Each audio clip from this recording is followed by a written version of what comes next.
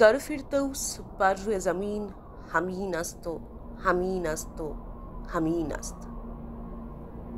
যদি পৃথিবীতে কোথাও স্বর্গ থাকে তাহলে তা এখানেই আছে, এখানেই আছে, এখানেই আছে। স্বর্গ কেমন হয় তা জানা নেই, কিন্তু এর থেকে সুন্দর নিশ্চয়ই নয়। কাশ্মীর প্রকৃত অর্থেই ভূস্বর্গ। আর এবার বরফাবৃত কাশ্মীরের রূপকে দেখতে আমরা যাত্রা শুরু করলাম। আমরা এখন এসে গেছি নেতাজি সুভাষচন্দ্র বোস ইন্টারন্যাশনাল এয়ারপোর্টে, আর এবারে আমরা যাচ্ছি বরফাবৃত কাশ্মীর দেখতে। কলকাতার নেতাজি সুভাষচন্দ্র বোস ইন্টারন্যাশনাল এয়ারপোর্ট থেকে রাতের ফ্লাইটে আমরা এসে পৌঁছলাম দিল্লি। দিল্লিতে কিছুক্ষণ লেওভার নিয়ে আমরা ভোরের ফ্লাইটে চেপে বসলাম। গন্তব্য শ্রীনগর। আমরা এখন এসে পৌঁছে গেছি শ্রীনগর এয়ারপোর্টে, প্যাক কালেক্ট করা হয়ে গেছে। এবারে কাশ্মীরে আসার মূল উদ্দেশ্যটাই হচ্ছে বরফাবৃত কাশ্মীর কেমন সেটা দেখার। শ্রীনগরে কতটা বরফ পাবো জানি না, কিন্তু প্রচণ্ড ঠান্ডা, -2 ডিগ্রি সেন্টিগ্রেড। আমরা এবারে পুরো কাশ্মীর ট্রিপটা করবো eTripoto.in এর সাথে, এবং ওনাদের তরফ থেকেই গাড়ি চলে এসে আমরা ওনার সাথেই পুরো কাশ্মীরটা করে দেবো। আমরা যদিও পুরো ট্রিপটা করছি eTripoto.in এর সাথে, কিন্তু কাশ্মীর আসার আগে থেকেই প্ল্যান ছিল দুদিকে বরফ, মাঝখান দিয়ে ট্রেন ছুটছে, এই এক্সপিরিয়েন্সটা নিতেই হবে। তাই আমরা সোজা এগিয়ে চললাম শ্রীনগর রেলওয়ে স্টেশনের উদ্দেশ্যে। আমরা এখন এসেছি শ্রীনগর রেলওয়ে স্টেশনে। একটা ভীষণ সুন্দর ট্রেন জার্নির সাক্ষী থাকবো আমরা, আর আপনারাও আমাদের সাথে জুড়ে থাকুন, দেখতে পাবেন খুব সুন্দর হবে এই জার্নিটা। শ্রীনগর থেকে বানিহাল বেশ কিছু ট্রেন চলে। এর মধ্যে একটি হলো ট্যুরিস্ট স্পেশাল ভিস্তাডোম। স্টেশনে পৌঁছানোর আগেই আইআরসিটিসি অ্যাপ থেকে অনলাইন টিকিট বুক করে নিলাম। সকালবেলা স্টেশনে পৌঁছে গেছি। স্টেশনে পৌঁছে এখন নুন চা নিয়েছি আর সঙ্গে নিয়েছি রুটি। এই রুটি আর নুন চা দিয়ে ব্রেকফাস্ট করছি। এরপর ট্রেনে উঠবো, ট্রেনে করে যাব। চলুন দেখা যাক, জান্নাত আজকে দেখাবো আপনাদের। নামে ট্যুরিস্ট স্পেশাল হলেও এর একটা কোচ ভিস্তাডোম, বাকি সবই জেনারেল কোচ, তাই টিকিট ফেয়ারেরও ফারাক আছে। ভিস্তাডোমের টিকিট না পেলেও আপনারা নর্মাল কোচে বসেও এই ট্রেন জার্নিটা উপভোগ করতে পারেন। শ্রীনগর থেকে বানিহাল যাওয়ার পথে এই ট্রেনটির এই কোচটি হচ্ছে Vistadome coach, tourist special Vistadome coach. এই জার্নিটার বিশেষত্ব হচ্ছে যে পথ দিয়ে এই ট্রেন ছুটে চলে তার দুদিকটা বরফে ঢাকা থাকে। এবারে আমরা কতটা বরফ পাবো জানি না, কিন্তু সেই আশাতেই এই ট্রেন জার্নি করা। আর এর পরবর্তী স্টেশন অবন্তিপুরা, সেই দিকেই ট্রেন ছুটে চলেছে।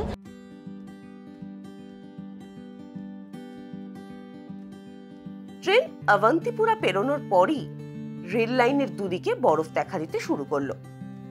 শীতকালের শুরুর দিকে স্নোফল হলে শ্রীনগর স্টেশন থেকেই চারদিক বরফে মোড়া থাকে।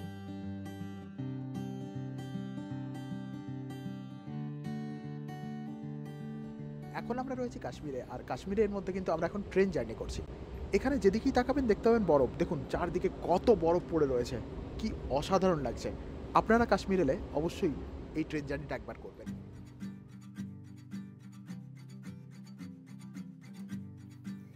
এই যাত্রাপথের আরেকটা সুন্দর দিক হলো কাশ্মীরের গ্রাম্য জীবনকে উপভোগ করা যায়।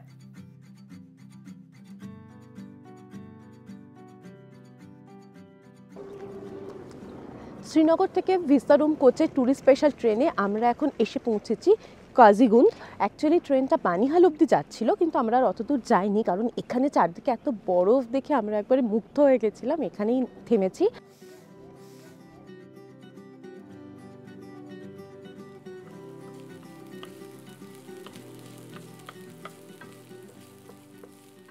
ঠিক স্টেশনের বাইরেই একটি ছোট্ট খাবারের দোকান রয়েছে, সেখান থেকে আমরা এরকম অমলেট সাথে ব্রেড, এখানকার যে অন্য ধরনের ব্রেড হয় সেইটা নিয়েছি, আর তার সাথে আসছে নুডলস।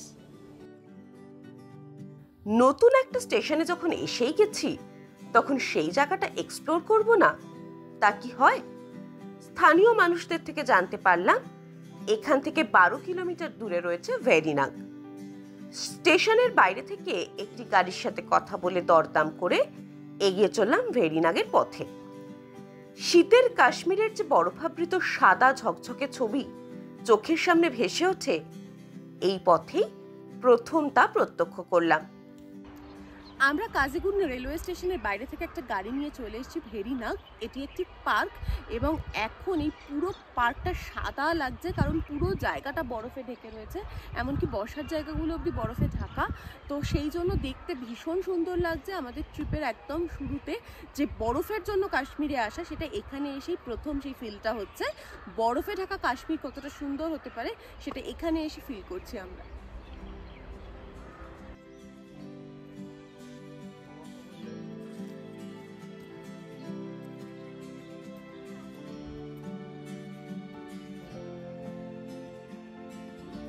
ঝিলাম নদীর উৎপত্তি এই ভেরিনাগ থেকেই। মোগল সম্রাট শাহজাহান এই উদ্যানটি নির্মাণ করেন। এখানে প্রচুর ট্রাউট ফিশ দেখতে পাওয়া যায়। আমরা ঠিক করলাম শেয়ার গাড়িতে শ্রীনগর যাব। ভেরিনাগ বাজারে যে ক্লক টাওয়ার আছে সেখান থেকে শেয়ার গাড়ি পাওয়া যায় অনন্তনাগের জন্য। ভাড়া পড়ে 60 টাকা জনপ্রতি। সেই গাড়িতে চলে এলাম অনন্তনাগ অবধি। 200 का 250 ग्राम 200 100 दीजिए। ভেরিনাগ থেকে আমরা এসেছি আনন্দনাগ এবং এখান থেকে আমরা এখন শেয়ার গাড়িতে যাব শ্রীনগর, আর শ্রীনগরেই তারপরে আমাদের থাকা। শেয়ার গাড়িতে পার হেড 120 টাকা করে নিচ্ছে। এখান থেকে ডাল লেক গেট যেটা, সেখানে নামিয়ে দেবে। ডাল লেক গেট পৌঁছানোর পর eTripto.in এর গাড়ি আমাদের পিক আপ করে এগিয়ে নিয়ে চলল শ্রীনগরের হোটেলের দিকে। শ্রীনগর পৌঁছে সারা দিন নিজেদের মতন করে এই জায়গাটাকে এক্সপ্লোর করে দিন শেষে আমরা এখন আমাদের হোটেলে এসেছি চেকিং করতে। শ্রীনগরে eTripto.in থেকে অ্যারেঞ্জ করা হোটেলে আমরা চেকিং করে নিয়েছি। রিসেপশনে যে ফর্মালিটিসগুলো থাকে সেগুলো করার পরেই আমাদের হাতে এসে হাজির ওয়েলকাম ড্রিঙ্ক। আর কাশ্মীর মানেই তো ড্রিঙ্ক হিসেবে বহুল প্রচলিত এবং বহুল চর্চিত হচ্ছে খাওয়াটি, সেটাই এসছে ওয়েলকাম ড্রিঙ্ক হিসেবে। এই হোটেলটার রুমগুলো বিশাল বড়। এই যে দেখছেন ডাবল বেড, পাশে একটা অত বড় সোফা, আর এখানে এরকম সুন্দর একটা আয়না, সামনে একটা এরকম চেয়ার টেবিল, আর ওদিকটাতেও রয়েছে সুন্দর করে চা খাওয়ার জন্য টি টেবিল আর সাথে চেয়ার। এদিকেও আবার একটা সোফা রয়েছে, মানে বিশাল বড় রুম। আর ওই যে ওইখানে একটা বড় জানলা রয়েছে, কাঁচের জানলা, যদিও সেখান থেকে ভিউটা বিশেষ আহামরি কিছু নয়। এই যে হোটেলটা, সেটা লোকেশন ওয়াইজও ভীষণ সুন্দর, কারণ খুব কাছেই রয়েছে ডাল লেক, আর লাল চক যেটা মানে একদম মার্কেটিং আর দোকানপাটের জন্য ফেমাস, সেটাও বেশ কাছে এখান থেকে। আমরা ফ্রেশ হয়ে পরন্ত বিকেলে এগিয়ে চললাম ডাল লেকে শিকারা রাইডের জন্য। ডাল লেকের ধার ঘেঁষে একের পর এক ঘাট পেরিয়ে আমরা 10 নম্বর ঘাটের দিকে এগিয়ে যেতে লাগলাম। আমরা ডাল লেকের পাশ দিয়ে বুলেভার্ড রোড দিয়ে এখন হেঁটে যাচ্ছি, আর আমরা ডাল লেকের শিকারায় ভেসে থাকবো এই সময়টায়, মানে পরন্ত বিকেলে। এটাই আমাদের বেশি ভালো লাগে। এই গোল্ডেন আওয়ারে যেদিকটাই দেখা যায় এমনিই ভীষণ সুন্দর লাগে, আর তার মধ্যে ডাল লেকে ভেসে থাকার যে ব্যাপারটা, এই অভিজ্ঞতাটা তো অসাধারণ লাগবে, এটা আমরা জানি। তো অনেকগুলো ঘাট রয়েছে, আমরা এখন রয়েছি 10 নম্বর ঘাটে, এবং এখান থেকেই আমরা শিকারায় যাত্রা শুরু করব। এবং আমাদের এই যাত্রাটা পুরোটাই শওকত ভাইয়ের সাথে আমরা এটা করব। আর রশিদ ভাই তো রয়েইছেন আমাদের পুরো ট্রিপে, উনি আমাদের সাথে ঘুরে দেখাচ্ছেন কাশ্মীরকে। আমরা এখন ডাল লেকে শিকারায় চড়বো। বাহ, দারুণভাবে ডেকোরেট করা, কিন্তু দুর্দান্ত। একদম সেজে গুজে আমাদের শিকারা রেডি, শুধু যাত্রাটা শুরু করলেই হয়।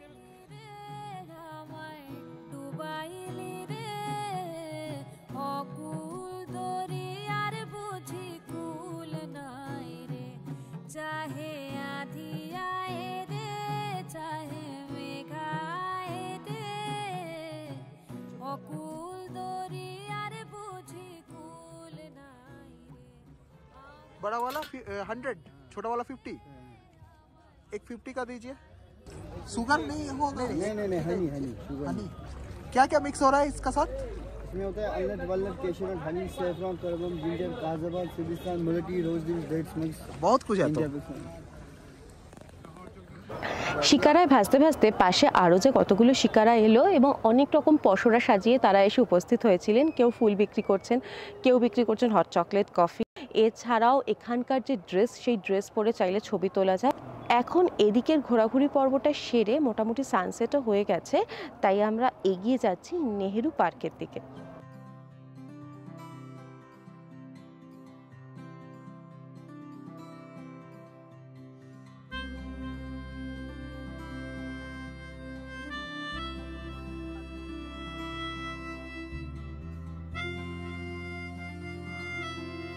আমরা সূর্যাস্তের সময় ওপেন লেক ঘুরে এগিয়ে চললাম নিশান্ত বাগের দিকে। ডাল লেক লাগোয়া এটি একটি সুন্দর বাগান। এখানে ঘোরাঘুরি করে আমরা এগিয়ে চললাম ফ্লোটিং মার্কেটের দিকে।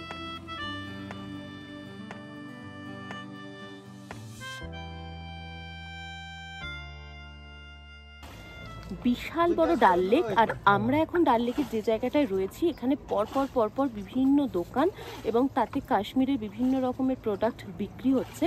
চোখ বারবার ওদিকেই আটকে যাচ্ছে, চোখ ফেরাতে পারছি না, এত সুন্দর সুন্দর জিনিস। আপনারাও এরকম ঘুরে দেখতে পারেন মার্কেটটা, এবং আপনাদের যদি কোনো জিনিস ভীষণ মনে ধরে যায় এবং সেটা কিনতে ইচ্ছা হয় তাহলে শিকারাকে বললে শিকারা সেখানে দাঁড়াবে। তবে একটা কথা, এখানে কিন্তু কেনাকাটা করার আগে ঠিকঠাক করে দরদাম করে নেবেন, না হলে একেবারে ঠকে যাবেন। সন্ধে নেমে এসেছে, আমরা হোটেলের দিকে এগিয়ে চললাম।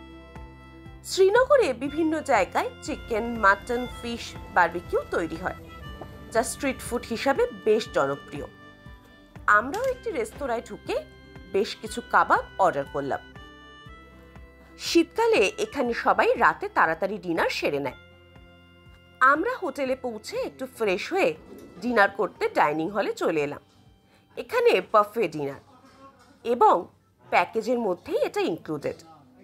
আমরা ভেজ নন ভেজ পছন্দ মতো আইটেম নিয়ে ডিনার সেরে নিলাম। Good morning. বাইরে এখন টেম্পারেচার 1-2 ডিগ্রি, অন্তত গুগল ওয়েদার ফোরকাস্ট তো তাই বলছে, কিন্তু হোটেলের ভেতরে বেশ সুন্দর একটা টেম্পারেচার মেনটেন করা হচ্ছে বলে অতটা ঠান্ডা ফিল হচ্ছে না। আমরা স্নান করে একেবারে রেডি। আজকে এখান থেকেই আমরা রওনা দেব সোনমার্গের উদ্দেশ্যে। আর সেখানে তো শুনেছি এখন পুরো বরফে ঢাকা, আমরাও সেটাই এক্সপেক্ট করছি যে চারদিকে বরফ থাকবে। কিন্তু সেই সমস্তর আগে ব্রেকফাস্ট করতে চলে এসেছি। এখানে বাফে ব্রেকফাস্ট, এবং ব্রেকফাস্টে অনেক রকম রয়েছে। আমি উপমা নিয়েছি, একটা ভেজ পরোটা নিয়েছি, মিক্স ভেজ পরোটা, ডিম সেদ্ধ, কর্নফ্লেক্স, আরও অনেক কিছু ছিল, চা কফি এ সমস্ত রয়েছে, বনভিটা রয়েছে। সেগুলো এখন আর নিইনি, এতেই পেট পুরো ভরে যাবে। ব্রেকফাস্ট পর্ব শেষ, আমরা গাড়ি করে বেরিয়ে পড়েছি সোনমার্গের উদ্দেশ্যে। আর বাইরে বেরোতেই বোঝা যাচ্ছে গুগল ওয়েদার ফোরকাস্ট কখনো ভুল বলে না। তো বাইরে যে টেম্পারেচার দেখাচ্ছিল 1-2 ডিগ্রি, একেবারে ঠিক সেটা আমরা ফিল করতে পারছি এখন। क्या लग रहा है टेम्परेचर क्या कितना रहेगा सोनमार्ग पे? टेम्परेचर वहाँ पे -2-3 रहेगा, -2-3-4। ও বাপ রে বাপ। রসিক ভাই বলে দিয়েছে টেম্পারেচার ওখানে কিন্তু মাইনাসে থাকবে। ওখানে যাবে নাকি? না না, আমি খুবই শীতকাতুর একটা মানুষ, আমার বিশাল চাপ লাগছে। ওখানে ভয় যেতে চাইছে না। শ্রীনগর থেকে সোনমার্গের দূরত্ব প্রায় 80 কিলোমিটার, যেতে সময় লাগবে ঘন্টা 2। সোনমার্গ যাওয়ার পথে আমরা দেখতে পাচ্ছি যে নিচ দিয়ে বয়ে গেছে সিন্ধ রিভার, আর তার উপরে রয়েছে ব্রিজ। এই ব্রিজটা পেরিয়ে তবেই যাওয়া যায় সোনমার্গ। আর ব্রিজটা পেরোনোর পর ওই ভিউটা দেখুন।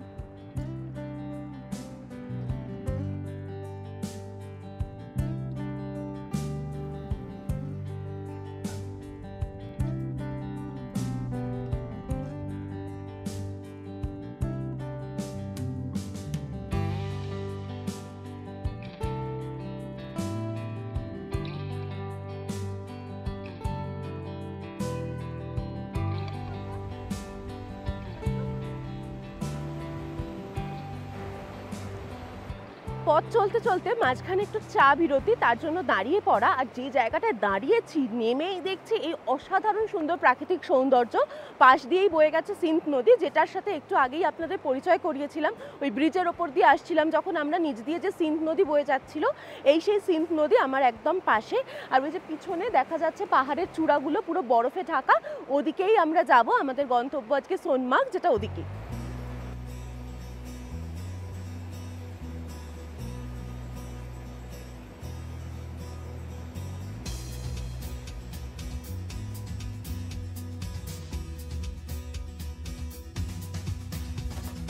ख्वाहिशों की चादर ओढ़े आसमां में उड़ ले आजा चल,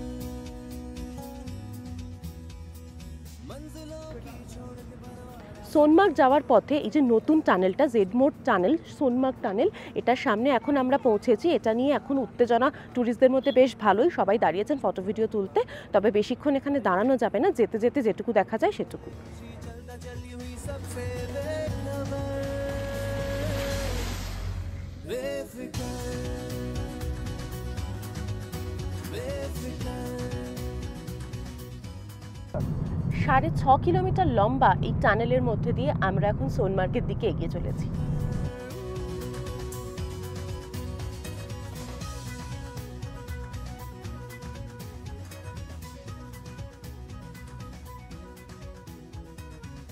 টানেল থেকে বেরোতেই পৌঁছে গেলাম অন্য জগতে। চারদিকে বরফ আর বরফ। এখান থেকে সোনমার্গের দূরত্ব মাত্র 3 কিলোমিটার। সোনমার্গে ট্যুরিস্টদের বেশ ভালোই ভিড় ছিল। আগে আমরা বরফে হাঁটার জন্য স্পেশাল জুতো নিয়ে নিলাম, সাথে সাথে নিজের ড্রেসটাও চেঞ্জ করে নিলাম। সোনমার্গ শব্দের অর্থ হলো ভ্যালি অফ গোল্ড। তবে এখন সোনমার্গ বরফে ঢাকা, তাই এখন একে স্নোল্যান্ডও বলা চলে। চারদিকে উঁচু উঁচু পাহাড় আর গ্লেসিয়ারের হাতছানি। আমরা স্নো বাইকে করে আরো উঁচুর দিকে এগিয়ে চললাম। তবে স্নো বাইক নেওয়ার আগে অবশ্যই দরদাম করে নেবেন। শীতকাল ছাড়া অন্য সময় এখান থেকে যাওয়া যায় থাজিভাস গ্লেসিয়ার। আমরা এসে পৌঁছেছিলাম সোনমার্গে এবং সেখান থেকে স্নো বাইকে করে আমরা বেশ খানিকটা উপরে উঠে এসেছি। এবং এখন শীতের সময়তে যত দূর দুচোখ যাচ্ছে পুরো সাদা বরফাবৃত, অসাধারণ দেখতে লাগছে Sonmarg, the meadow of gold. মানে অসাধারণ, সূর্যের আলোটা যখন পড়েছে ভীষণ ভালো লাগছে। একটা ব্যাপার মনে হচ্ছে তো চারদিকে বরফ, প্রচণ্ড একটা ঠান্ডা লাগবে, তা কিন্তু নয়। সূর্যের আলোটা পড়ার ফলে অতটাও ঠান্ডা লাগছে না, বেশ ভালো লাগছে। আর যতদূর চোখ যায় বরফ, দেখে যতটা যেতে পারি আমরা যাব। আর আপনারাও সঙ্গে থাকুন, দেখতে থাকুন ট্যুর প্ল্যানার ব্লগ। এছাড়াও এখানে বিভিন্ন রকমের স্নো অ্যাক্টিভিটিস করা যায়।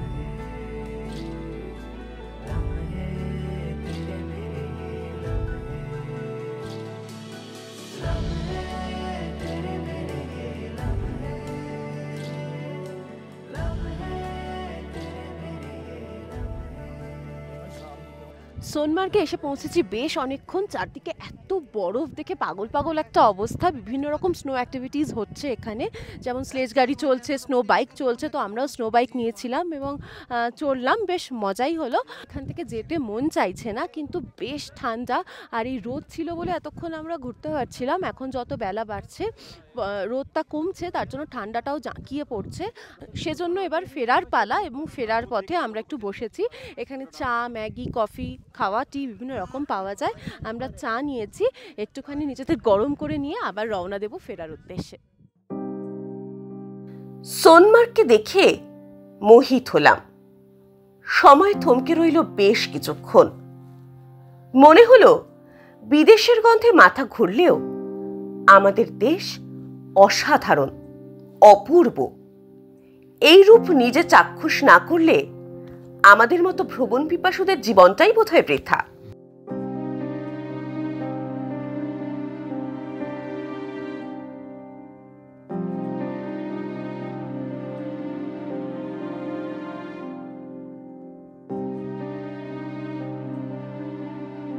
আবার কবে দেখা হবে বা আদৌ দেখা হবে কিনা জানি না, কিন্তু ফিরতে তো হবেই নতুনের সন্ধানে। তাই ফিরে চললাম কার পার্কিং জোনে। গাড়ি ধরে ফিরে চলার পালা।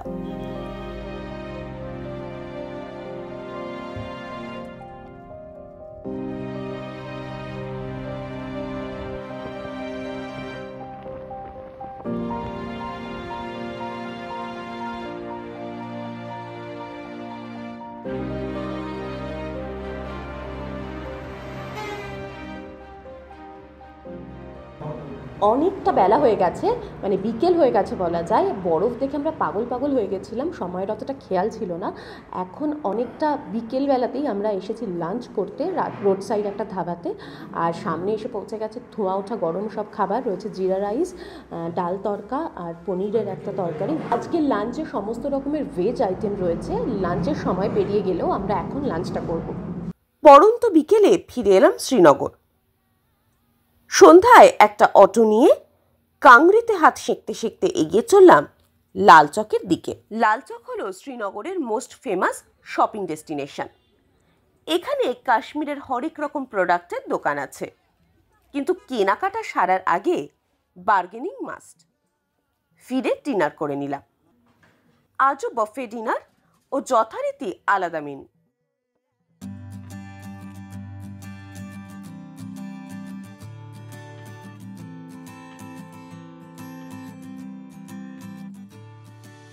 Good morning. আমার মোটামুটি আজকে ব্রেকফাস্টের পালা শেষ। এসেই বসে গেছিলাম তড়িঘড়ি ব্রেকফাস্ট করতে, কারণ আজকে আমাদের আবার অনেকটা রাস্তা যেতে হবে। আজকে আমরা যাব গুলমার্গের উদ্দেশ্যে। গুলমার্গেই হবে আমাদের নাইট স্টে। শ্রীনগর থেকে গুলমার্গের দূরত্ব প্রায় 50 কিলোমিটার।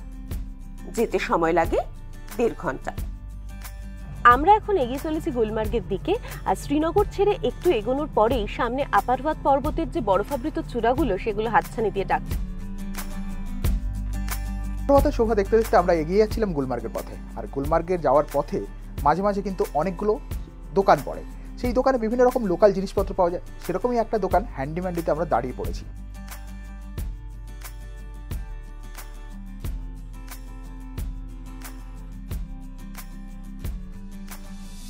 বাড়ির জন্য নিচ্ছি, 2 মায়ের জন্য। এগুলো সেমি পাশমিনাতে কাশ্মীরি ওয়ার্ক রয়েছে। এইগুলোই দেখছি, এত কালেকশন, কোনটা ছেড়ে কোনটা নেবো সেটাই বুঝতে পারছি না। টুকটাক কেনাকাটা সেরে আমরা এগিয়ে চললাম গন্তব্যের দিকে। টনমার্ক পেরোতেই বরফ আর বরফ চারদিকে। আগে গ্রীষ্মের কাশ্মীরকে দেখলেও শীতের কাশ্মীরকে ঘুরে দেখা অসম্পূর্ণ থেকে যেত গুলমার্গ না এলে।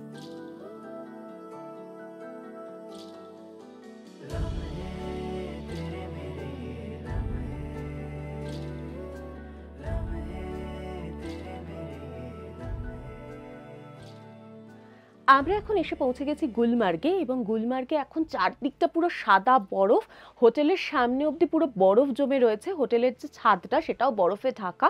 আমরা রুমে চলে এসেছি, বাইরে বেশিক্ষণ ঠান্ডায় বসে থাকা যাচ্ছে না। রুমের প্রত্যেকটা কোনায় কাশ্মীরের যে কালচার সেগুলো প্রতিফলিত হয়েছে, বিছানার চাদর থেকে আসবাবপত্র সমস্ত কিছুতেই। যেহেতু গুলমার্গে এমনিতেই ঠান্ডা থাকে, তার মধ্যে শীতকালে তো আরও ঠান্ডা, তাই জন্য রুমে রুম হিটারেরও ব্যবস্থা রয়েছে। আর ব্ল্যাঙ্কেটগুলো হচ্ছে ইলেকট্রিক ব্ল্যাঙ্কেট, মানে সুইচ অন করলেই ব্ল্যাঙ্কেটগুলো গরম হতে থাকবে, কষ্ট হবে না রাতে শুতে। আর এই যে রুমটা, এটার যেটা প্লাস পয়েন্ট সেটা আপনাদের দেখাই। এদিকে এই যে টি টেবিল এবং তার সাথে চেয়ার, সেখানে পর্দাটা শুধু সরালেই দেখুন কি ভিউটা পাওয়া যাচ্ছে। রুমে বসেই যত দূর চোখ যাচ্ছে পুরোটা সাদা, মনে হচ্ছে পুরো জায়গাটা সাদা পাউডার মেখে আছে। আর রুমের বাইরেটা দেখুন, জল জমে কিরকম বরফ হয়ে গেছে, সেই সুচালো বরফের ছুরির মতো।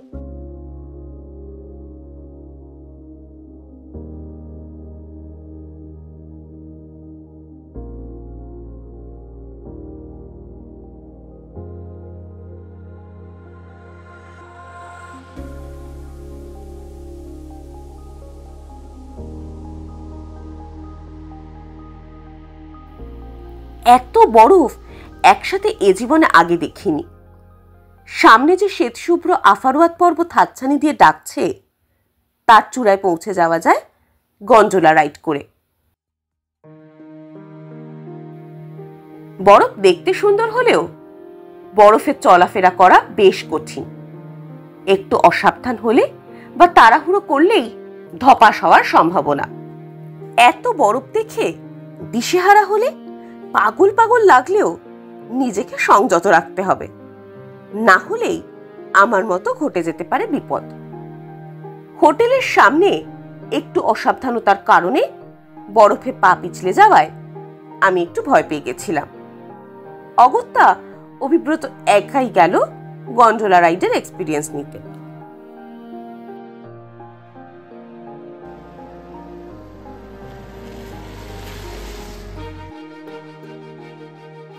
গুলমার্গ গন্ডোলার দুটো ফেজ রয়েছে।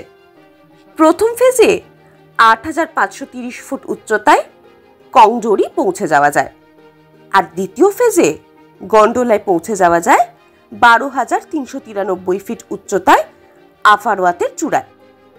তবে গুলমার্গে গন্ডোলায় চড়তে হলে একটু সকাল সকাল আসতে হবে, না হলে এখানে প্রচণ্ড ভিড় হয়। প্রায় ঘন্টা দুয়েক লাইনে দাঁড়ানোর পর গন্ডোলায় চড়ার সুযোগ এলো এবং আমি এগিয়ে চললাম ফার্স্ট পেজের দিকে। গন্ডোলা চলতে শুরু করার পরই চারদিকে দৃশ্যপট দেখে বিস্মিত হলাম।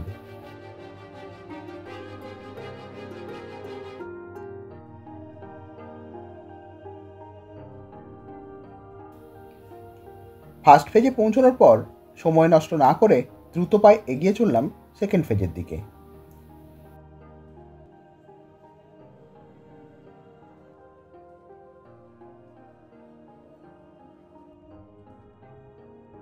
যত ওপরে উঠতে শুরু করলাম ভেজিটেশন ততই কমতে থাকলো।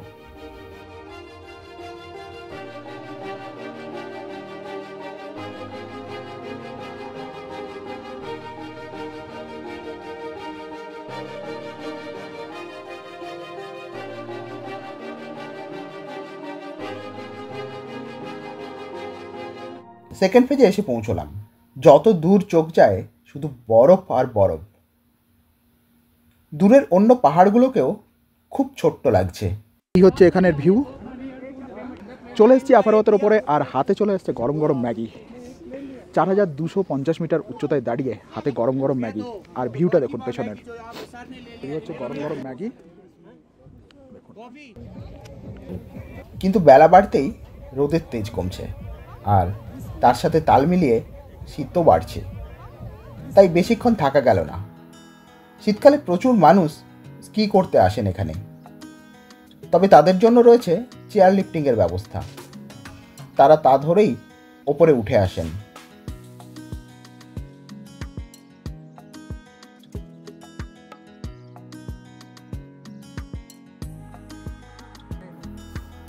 নিচে পৌঁছে একটা গাড়ি নিয়ে হোটেলের উদ্দেশ্যে রওনা দিলাম। গুলমার্গে সব কিছুর দাম অত্যন্ত বেশি। প্রায় ৩ কিলোমিটার রাস্তা যেতেই ১৫০ টাকা নিল, তাও আবার অনেকক্ষণ বার্গেনিং করার পর। অহনা একটু সুস্থ হতে দুজনে একটু বাইরে বেরোলাম। আমরা আজ রয়েছে গুলমার্গ মিডো অফ ফ্লাওয়ার্স। যদিও এখন ফুলের কোনো দেখা পাওয়া যাচ্ছে না, পুরো জায়গাটা যতটা তাকানো যায় শুধু বরফ।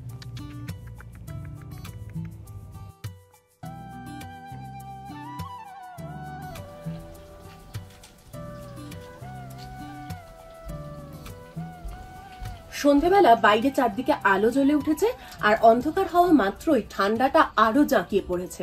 এই রকম সময়তে আমরা রুমে অর্ডার দিয়েছি গরম গরম স্যুপ আর তার সাথে ডিমের ভুর্জি। আজকে সারাদিন সেরকম কিছু খাওয়া হয়নি। একে তো আমি পড়ে যাওয়ার জন্য যেতে পারিনি গন্ডোলা রাইডে, আর অভিব্রত একা গেছিল, নিজেকে একা একা সবটা করতে হয়েছে ভিডিওর কাজ। তো এই সমস্ত করে দুজনেই বেশ টায়ার্ড, আর খিদেও পেয়েছে প্রচন্ড। আপাতত টি মেকারে চা বানিয়ে দুজনে খাচ্ছি, আর তার সাথে এসে গেছে স্যুপ আর ডিমের ভুর্জি।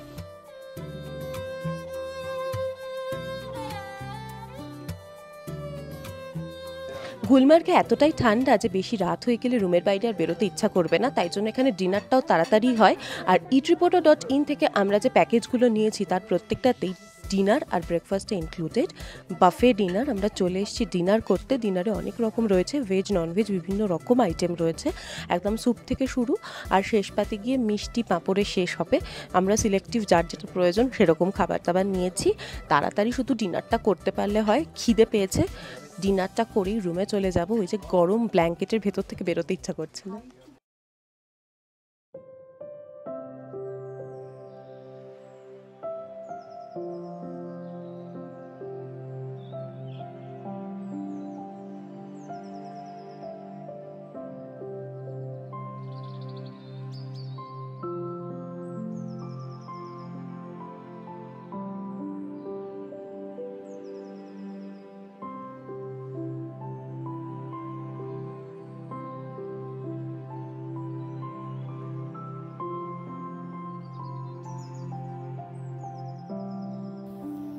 গুলমার্গের সকালটা ভারী সুন্দর, তবে শীতকালে মারাত্মক ঠান্ডা পড়েছে এখানে। আমরা ব্রেকফাস্ট করতে চলে এলাম। এখানেও বাফে ব্রেকফাস্ট। আমরা নিজেদের পছন্দ মতো খাবার নিয়ে ব্রেকফাস্ট সেরে নিলাম। বাইরে এসে দেখলাম গাড়ির কাঁচ ও বনেটে বরফ জমে গেছে।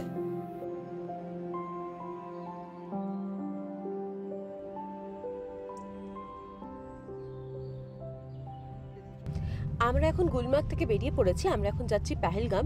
যদিও গুলমার্গ থেকে পেহেলগামের দূরত্ব কিন্তু বেশ অনেকটা, বেশ হেক্টিক হয়ে যায় এই জার্নিটা। তাই আমরা আপনাদের সাজেস্ট করব, আপনাদের যদি হাতে সময় থাকে অবশ্যই শ্রীনগর স্টে করে শ্রীনগর থেকে পেহেলগাম যান। গুলমার্গ থেকে পেহেলগাঁয়ের দূরত্ব 140 কিলোমিটার। যেতে সময় লাগে প্রায় 3.5 ঘন্টা। একটা মজার জিনিস শেয়ার করি। আমার হঠাৎ জল তেষ্টা পেয়েছে বলে আমি জলের বোতল একটা গাড়িতে রাখা ছিল, সেটা বার করতে গিয়ে কি দেখছি দেখুন,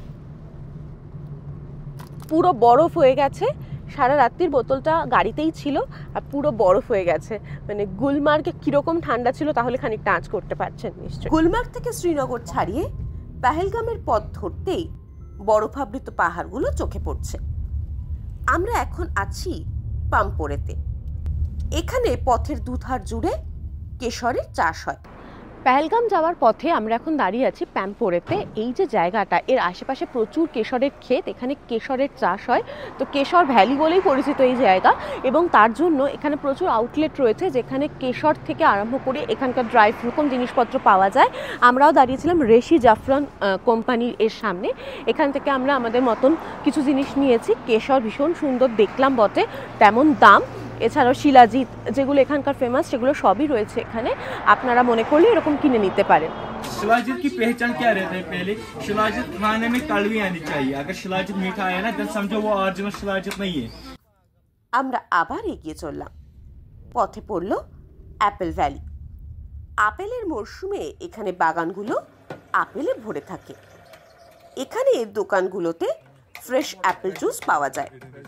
আমরা একটা দোকানে দাঁড়ালাম। কাশ্মীর মানেই মনে হয় আপেল, যদিও এই শীতকালটা আপেলের সময় নয়। তাও কাশ্মীরে এসছে, আপেল তো একটু খেতেই হয়। আমার একদম আপেল ভালো লাগে না, রোজ আপেল খেতে দেয় বাড়িতে, তাও এখানে এসে একটু আপেল খাচ্ছি। কি সুন্দর করে কেটে দিয়েছে দেখুন, ওপরে আবার নুন ছড়িয়ে দিয়েছে। পেহেলগামে মোট 4টে সাইট সিইং এর অপশন আছে। এর মধ্যে আরু, ভেতাব ও চন্দনওয়ারি গাড়িতেই ঘুরে দেখা যায়। তবে সেক্ষেত্রে পেহেলগামের ট্যাক্সি ইউনিয়ন থেকে আলাদা গাড়ি নিতে হবে। এছাড়া গ্রীষ্মে বৈশরণ ভ্যালিও যাওয়া যায়, তবে সেখানে যেতে হলে পনির পিঠে যেতে হবে। পেহেলগাম পৌঁছে আমরা ট্যাক্সি স্ট্যান্ড থেকে লোকাল গাড়ি নিয়েছি। আর পেহেলগামে এটা কিন্তু নিয়ম যে এসে যে গাড়ি করে এসছেন সেটা রেখে ট্যাক্সি স্ট্যান্ড থেকে এখানকার গাড়ি নিয়ে তবেই এই জায়গা ঘুরে দেখা যায়। পেহেলগাম থেকে আরুর দূরত্ব 13 কিলোমিটার। যেতে প্রায় 8 ঘন্টা মতো সময় লাগে।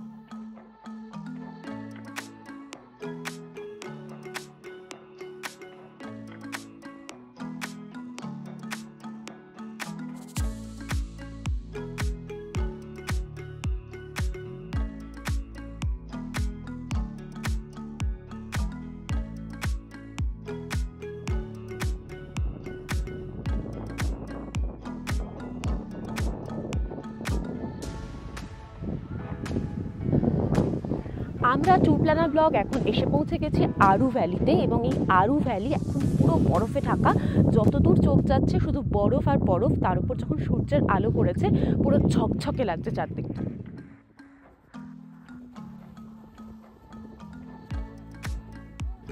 এবিসি সাইট সিইং এর মানে আরু ভ্যালিতে আমরা এখন দাঁড়িয়ে রয়েছি।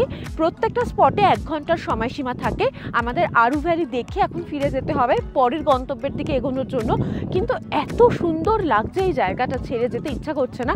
বারবার ঘড়ি দেখছি আর ভাবছি আর একটুক্ষণ তারপর যাব। কিন্তু সময়টার ব্যাপারটা আপনারা মাথায় রাখবেন, না হলে কিন্তু এক্সট্রা পে করতে হবে। আমরা এবার বেতাব ভ্যালির দিকে এগিয়ে চললাম। বেতাব ভ্যালির আসল নাম হাজান ভ্যালি। 1983 সালে বেতাব সিনেমার পর এর নাম হয় বেতাব ভ্যালি, যা পেহেলগাম থেকে 15 কিলোমিটার দূরে অবস্থিত।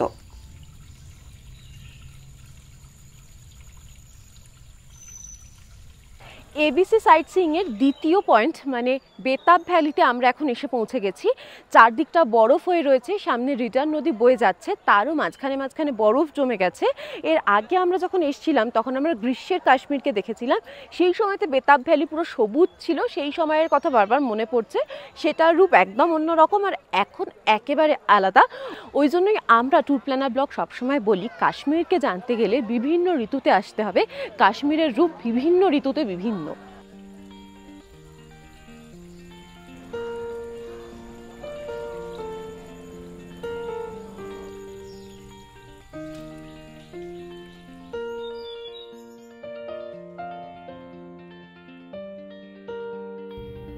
আমরা এবার চন্দনওয়ারির দিকে এগিয়ে চললাম।